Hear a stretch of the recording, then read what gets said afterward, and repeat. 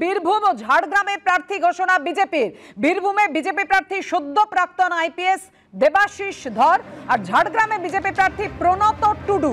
ঝাড়গ্রামে বিজেপি প্রার্থী প্রণত টুডু আর বীরভূমে বিজেপি প্রার্থী হচ্ছেন সদ্য প্রাক্তন আইপিএস দেবাশিস ধর। আমাদের সঙ্গে রয়েছেন আমাদের প্রতিনিধি বিজেন্দ্র সিংহ। বিজেন্দ্র, তাহলে ডায়মন্ড হারবারে এখনো ঘোষণা বাকি রইল?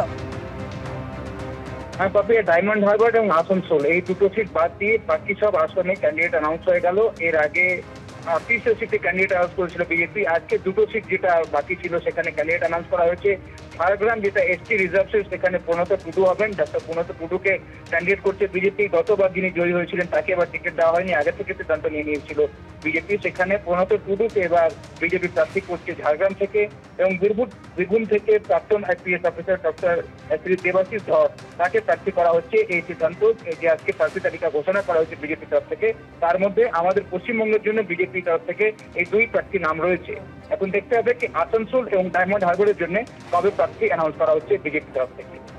একদমই, অবশ্যই আমাদের সেদিকে নজর থাকবে। কিন্তু এই মুহূর্তে যে ঘোষণা বিজেপির তরফ থেকে বীরভূমের প্রার্থী ঘোষণা করা হলো এবং ঝাড়গ্রামে বৈশানটা, আসলে বিশ্বনাথ দা এতক্ষণ তো অনেক কথা বলছে। উনি জানেন যে ওয়েলফেয়ার স্টেটে, যেখানে কল্যাণকর রাষ্ট্র, সেখানে দেশের মানুষের যাদের আর্থিকভাবে যাদের অবস্থা খারাপ, তাদের জন্য রান্নার গ্যাস যদি দাম কমানো যায়, এই কথা উনি বলেছেন। অভিষেক বন্দ্যোপাধ্যায় উনি যে কথাটা, দেখুন ওনার কথার মাঝখানে তো আমি কিছু বলিনি। বিনা পয়সায় বলেছে, হ্যাঁ বিনা পয়সায় বলেছে। এটা তৃণমূল কংগ্রেস মনে করে যে একটা কল্যাণকর রাষ্ট্রে রান্নার গ্যাসের দাম সেটা এমন একটা জায়গায় নেই যাতে মানুষ নিতে পারে। এবার সেখানে প্রবলেমটা কি জানেন তো, আপনি এক চোখ দিয়ে বিচার করেন।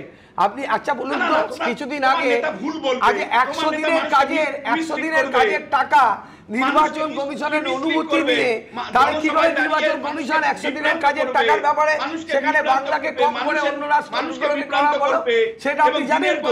মানুষকে ক্রেতা ক্রয় কিনে নিতে চাইছো তোমরা, আমরা কিনতে চাইছি না। আপনার বিশ্লেষণটা ভুল হচ্ছে। বারে বারে আপনি তৃণমূল কংগ্রেসকে কি করে হেয় করা যায়, এটাই হলো আপনার বিশ্লেষণের। আমি রাজস্বীর কাছে আসবো। রাজস্বী, তাহলে শতাব্দী রায়ের বিরুদ্ধে প্রার্থী করতে হলো সদ্য প্রাক্তন আইপিএস কে? প্রথম কথা হচ্ছে কল্যাণকর কথা বললেন তো, কল্যাণকর রাষ্ট্র। তৃণমূল কংগ্রেস তো চুরি করাটাকেও কল্যাণকর বলে মনে করে, তো এটাকেও তারা অফিসিয়ালি তাদের পার্টির সংবিধানের মধ্যে ইনক্লুড করে নেই, তাহলেই তো লেখা চুকে যায়। আপনারা আরেক হাতের তলা থেকে কার টাকা বেরিয়েছে, মন্ত্রীর 10 কোটি টাকা, মন্ত্রীর 10 কোটি টাকা রাশিয়ান গার্লফ্রেন্ডের অ্যাকাউন্টে 100 কোটি টাকা। আরে মেহুল চোকসিকে কে টাকা দিয়েছিল?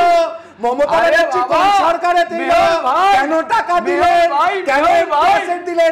23,000 কোটি টাকার মধ্যে 18,000 কোটি টাকা আমাদেরকে আপনারা নিজেদেরকে, কিন্তু জনগণের বন্ধুত্ব বলেন আপনারা নিজেদেরকে, সেখানে জনগণের কথাটা প্রাধান্য পায় না কেন? টিকিট না পেয়ে কি বিজেপিতে যাচ্ছেন? এই জল্পনা কেন জোরালো হচ্ছে? কারণ শ্রীরামপুরের বিজেপি প্রার্থী কবির শঙ্কর বসুর দাবি ঘিরে একেবারে জল্পনা তুঙ্গে। বিজেপির সঙ্গে যোগাযোগ করেছেন অপরূপা পোদ্দার। শ্রীরামপুরের বিজেপি প্রার্থী তো তেমনটাই দাবি করছেন, যদিও বিদায়ী তৃণমূল সাংসদ অস্বীকার করেছেন। দেখুন, বিজেপির সাথে যোগাযোগ করেছেন বিদায়ী তৃণমূল সাংসদ অপরূপা পোদ্দারও কি এবার বিজেপির পথে? লোকসভা ভোটের টিকিট না পেয়ে শুক্রবারে বিস্ফোরক মন্তব্য করেন তিনি। এবার তাকে নিয়ে চাঞ্চল্যকর দাবি করলেন শ্রীরামপুরের বিজেপি প্রার্থী।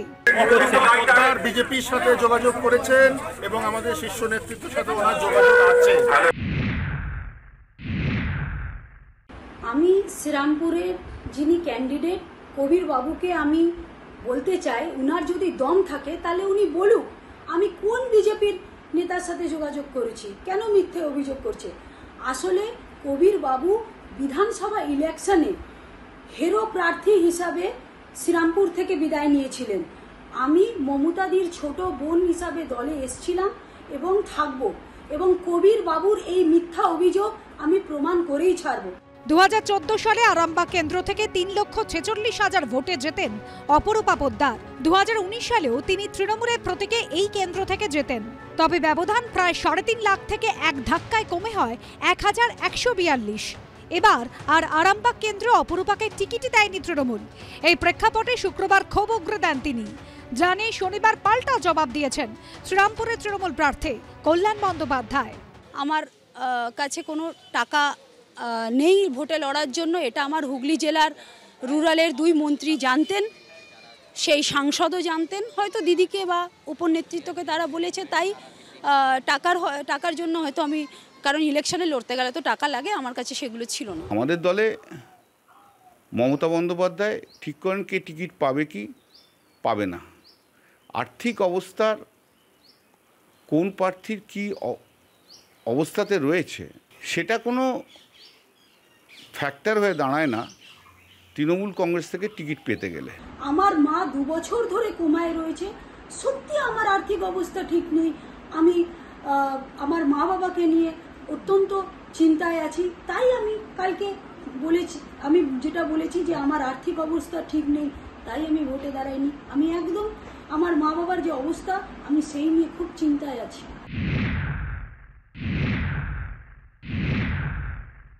এই দলটা তো পুরো গোষ্ঠীদ্বন্দ্বে ভরপুর, কোনো ভালো লোককে কাজ করতে না দেওয়া, তাদেরকে সরিয়ে দেওয়া, কেউ যদি ওপরে ওঠে তাদেরকে সরিয়ে দেওয়া, এই দলের মধ্যে রয়েছেই। অপূর্বা পোদ্দারকে আমি চিনি, মেয়েটা চেষ্টা করে নিজের কথা, এলাকার কথা বলার জন্য, এটুকু আমি বলতে পারি।